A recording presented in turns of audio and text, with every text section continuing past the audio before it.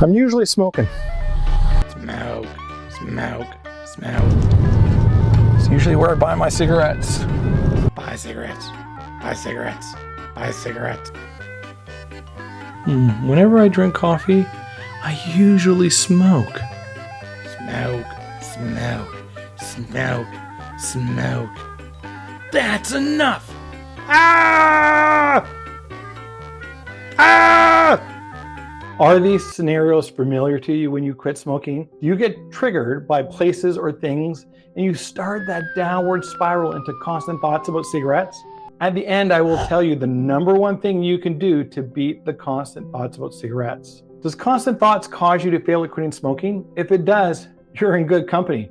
This is what caused me to fail and fail and fail when I wanted to quit smoking. I will explain to you why this happens and give you a few tips and tricks you can do to start to win this battle. Let's start with why it happened. When you quit and you experience intrusive thoughts, images, or impulses that cause distress or anxiousness, and you can't stop thinking about cigarettes, it feels like the thoughts are gnawing away at you until you have to give in just to make it go away. Where does this come from? Here is why.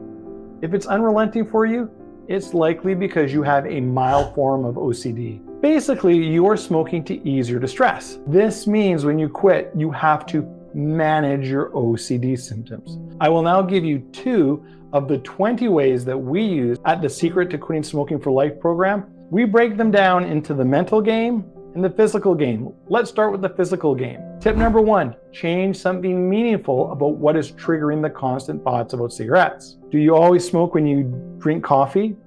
Or when you drive a car or you sit in a certain chair? Once you figure out what your trigger is, all you need to do is simply change something meaningful about that trigger. For example, if you always think of a cigarette when you drive by that gas station, the one that you always bought your cigarettes from, then go another way. Don't drive by it.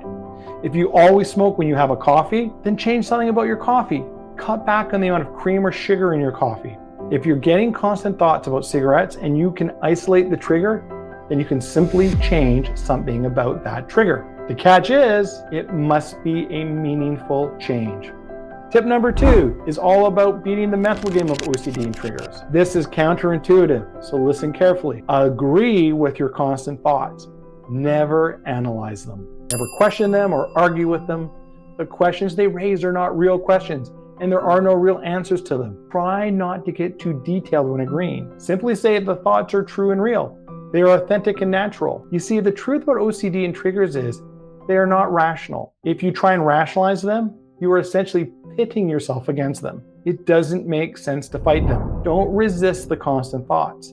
Simply notice them, let them be, allow them space to exist, and they will evaporate in a very short amount of time. Think to yourself, it's okay to have this thought. I don't need to figure it out. It's just a thought, nothing more. If you're serious about quitting smoking, in the description, there is a link to a free course, How to Prepare Your Mind to Quit Smoking for Life. It's the very first thing you have to do to be successful at quitting smoking. It's free. Just go click on the link. After you've done that, the very next thing you may want to do is watch this video right here. The smoker's flu. It's the number 1 withdrawal symptom that people get when they attempt to quit smoking. Blessings to you, and I'll see you in the next video.